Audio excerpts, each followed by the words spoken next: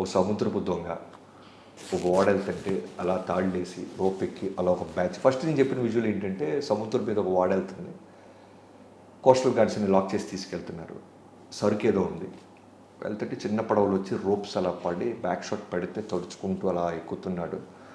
ఇతనితో పాటు ఒక 7 సుబ్బరాజు, ఒక బ్రహ్మాజీ ఇలాంటి ఒక బ్యాచ్ ఎక్కి దూకారు. ఆ ప్లాట్ఫామ్ డెక్ మీదకి వెళ్ళి ఒక ఫైట్. ఇలా చెప్తున్నప్పుడు ఆయన మెల్లగా కళ్ళు అలా చూస్తూ ఎక్కడో నచ్చింది అనేది అర్థమవుతుంది ఆయనకి. లుంగి గింగి గట్టి చిన్న పిండి అలా వాళ్ళ ముందే మడతేసుకుంటూ చేతిలో నోట్లోంచి ఒక కత్తి తీసి చిన్న మూమెంట్తో డ్యాన్స్ వేసుకుంటూ ఫైట్ చేస్తాడు. ఇలా చెప్పుకుంటూ ఫస్ట్ హాఫ్లో ఒక 15 సీన్లు, సెకండ్ హాఫ్లో ఒక 10 సీన్లు చెప్పారు.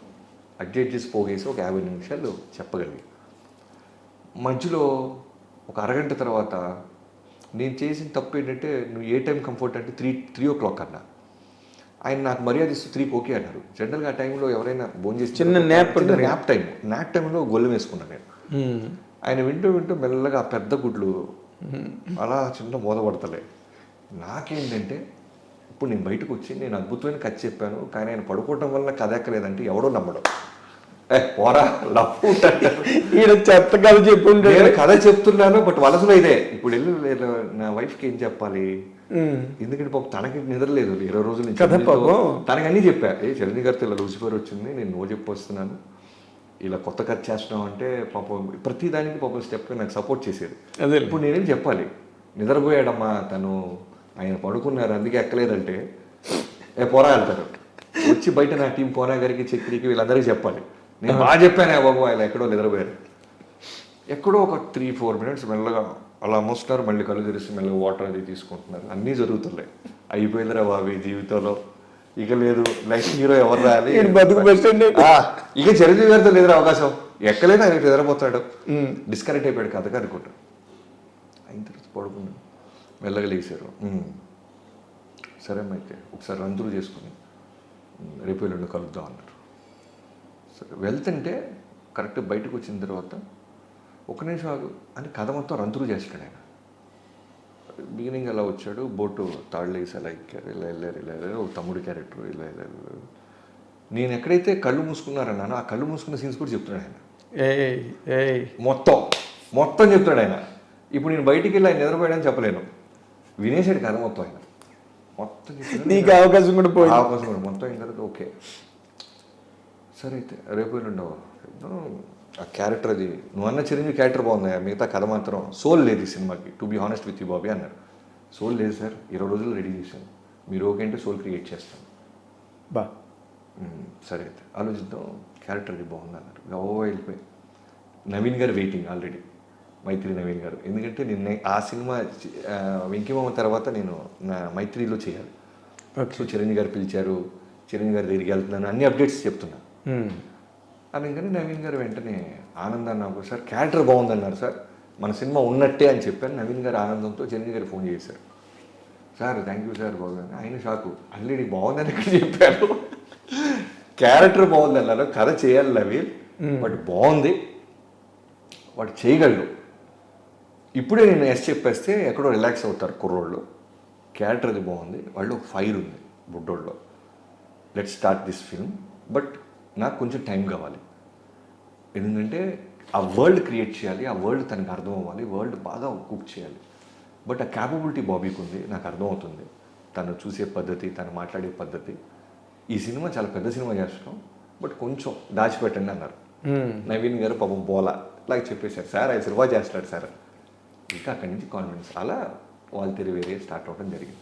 అక్కడి నుంచి ఎన్నో సిట్టింగ్స్, ఎన్నో. సోల్ క్రియేట్ అవ్వడానికి ఎన్నాళ్ళు పట్టింది? సోల్ క్రియేట్ అవ్వడానికి ఫస్ట్ సోల్ క్రియేట్ అవ్వడానికి అయితే ఒక 1.5 months to 2 months పట్టింది. పట్టంగానే లాక్డౌన్ అన్నారు, లాక్డౌన్ కోవిడ్ ఇళ్లలోంచి బయటికి రాకూడదు అన్నారు. అక్కడ స్క్రిప్ట్ లాగైంది, ఇక్కడ లాక్డౌన్ అయింది. సో ఇంట్లో కూర్చొని ఒక్కడిని ఎటు వెళ్ళలేము. ఆ సినిమాలు ఈ సినిమాలు చూస్తున్నామని పూరి గారితో ఆయన షేర్ చేస్తుండేవాళ్ళు, ఈ సిరీస్ బాగున్నాయి బాబీ అని అన్నీ మాట్లాడుతుంటే కొత్త కథ రాద్దాం. లాక్డౌన్లో అందరు చేసిన పనులు ఏంటంటే కొత్త కథలు రాయటం, కొత్త పాయింట్స్ రాయటం, ఎందుకంటే అంత 3 months ప్రీషియస్ టైం దొరకదు ఇళ్లలో కూర్చోడానికి. ఎగ్జాక్ట్లీ. నాకేమో ఈ కథ చిరంజీవి గారికి చెప్పేయటం, సోల్ క్రియేట్ అయిన కథ చెప్పాను, ఆయనకి సోల్ నచ్చింది, క్లైమాక్స్లో విలన్ ట్రాక్ ఒకటి, లాస్ట్ 20 నిమిషాలు ఇంకేదైనా బలంగా ఉండాలి బాబీ అన్నారు. అదే లాస్ట్ లాక్డౌన్ బిఫోర్ ఆయనకి నాకు జరిగింది. సో ఈ జర్నీలో ఒక వ్యక్తికి నేను థ్యాంక్స్ చెప్పాల్సింది ఎవరికంటే కోటాల శివ గారికి. ఓకే. ఎందుకంటే నా కోటాల శివ గారు దిల్రాజ్ గారి దగ్గర పనిచేసినప్పుడు, ఆయన రైటర్గా ఉన్నప్పుడు బృందావనానికి నేను మిస్టర్ పర్ఫెక్ట్గా ఉన్నప్పటి నుంచి పరిచయం. ఆయన పై ఫ్లోర్లో ఉంటే నేను కింద ఫ్లోర్లో ఉండేవాడిని. ఓకే. సో నాకంటే బాగా సీనియర్, నాకంటే ముందు మిర్చి చేయటం, బ్లాక్ బస్టర్ డైరెక్టర్ అయిపోవటం ఇవన్నీ జరుగుతున్నాయి. సో ఆచార్య లొకేషన్కి వెళ్ళినప్పుడల్లా నాకు పాజిటివ్గా ఆయన ఒక ధైర్యం ఇస్తుండేవాడు. ఇలా వెళ్ళు, ఇలా వర్క్ చేయి, చిరంజీవి గారితో బాగుంటుంది అన్నీ చెప్తూ ఉండేవాడు. ఈ కథని ఎప్పుడైతే సోల్ క్రియేట్ అయిందో చిరంజీవి గారు ఫస్ట్ కోటా శివ గారికి చెప్పించారు. ఓకే.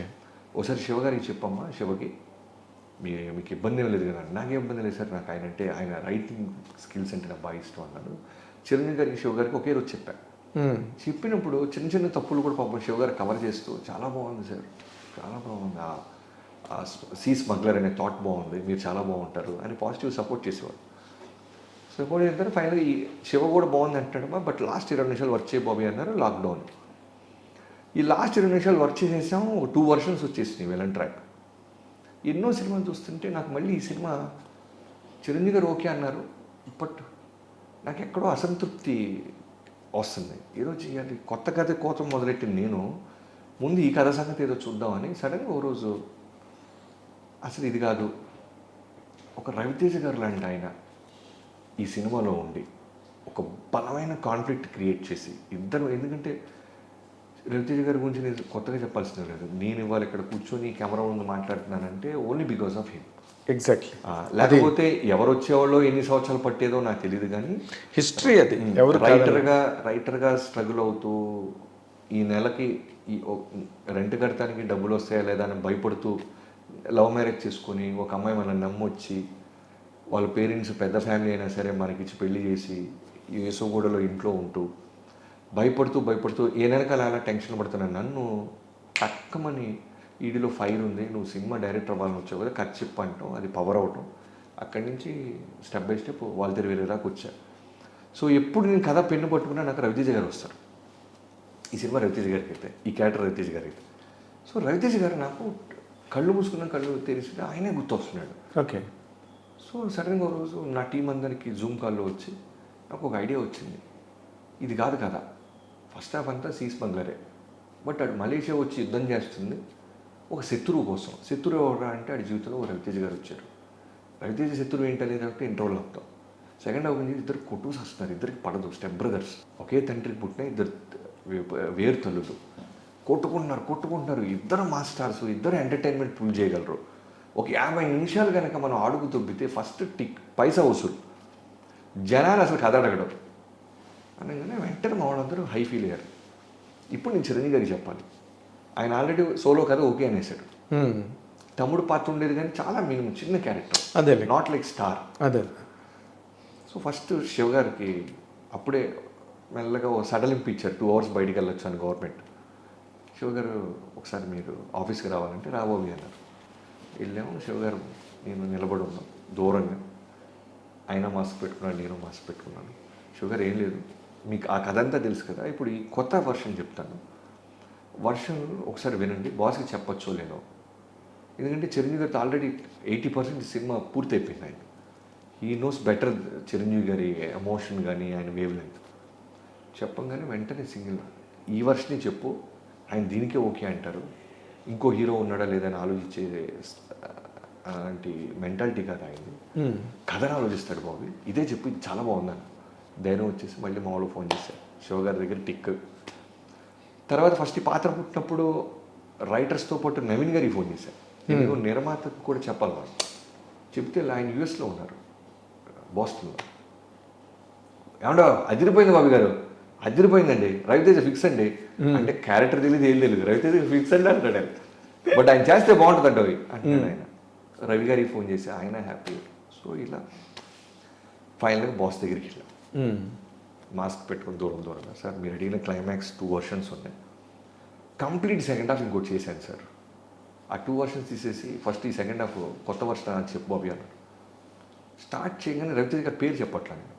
సెకండ్ హాఫ్ ఓపెన్ చేసి ఒక ఇంటర్వ్యూకి ఒక క్యారెక్టర్ వచ్చాడు సార్, సెకండ్ హాఫ్ ఓపెన్ చేసి రవి ఇది అన్నాడు. ఎందుకంటే నేను బాడీ లాంగ్వేజ్ నేను చెప్తున్నప్పుడు ఏంటంటే ఎవరి బాడీ లాంగ్వేజ్లో వాళ్ళకి నాకు తెలియకుండానే నేను అదేలే ఆ పరకాయ ప్రవేశంలాగా ఎక్కడో ట్రై చేస్తుంటా. అదే చిన్నప్పుడు స్కూల్లో అబద్ధాలు చెప్పినప్పుడు ఈ గొడవ ఉంటుంది. సో రవితేజ గారన్నా, చిరంజీవి గారన్నా, ఇప్పుడు చేయబోతున్న బాలకృష్ణ గారన్నా, ఎవరిదైనా సరే ఆ క్యారెక్టర్ తప్ప నాకు వేరే క్యారెక్టర్లు ఇంకా కనబడం. అదేలే యూ కెన్ మేనిఫెస్ట్ దెమ్. అనగానే రవి కదా ఇది అన్నారు.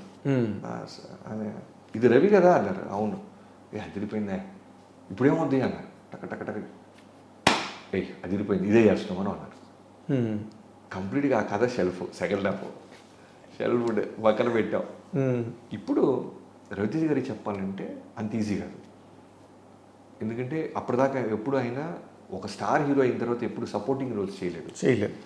పైగా ఆయనకి నాకు ఒక గురు శిష్యుడు అంటారా, ఒక ఫాదర్ అండ్ సన్ అంటారా, ఒక మెంటర్ ఇది అంటారా, విపరీతమైన ఎమోషనల్ జర్నీ ఉంది ఆయనకి నాకు. ఎవరి విషయమైనా టక్మని తొందర పడచ్చేమో కానీ నేను పడచ్చేమో కానీ ఆయన దగ్గర అసలు పడను. ఎందుకంటే ఇవాళ కూర్చుని ఆయన ఇచ్చిన అవకాశం బాగా వర్క్ చేస్తున్నాం. నాకు ప్రొడ్యూసర్స్కి, నాకు నా రైటర్స్కి, నాకు చిరంజీవి గారికి, నాకు కోట శివ గారికి తప్ప మూడు ప్రపంచానికి తెలియదు. అప్పుడు మీడియా వాళ్ళు రానా చేస్తున్నాడంట, ఇంకోళ్ళు ఎవరో చేస్తున్నారంట వస్తూ ఉంటాయి. ఇంకో కీలకమైన క్యారెక్టర్ ఉందంట. ఓసారి ఎవడో రవితేజ అని నెంబర్ ఆఫ్ ఆప్షన్స్ అది కూడా వేశారు, అందరు నవ్వుకున్నారు.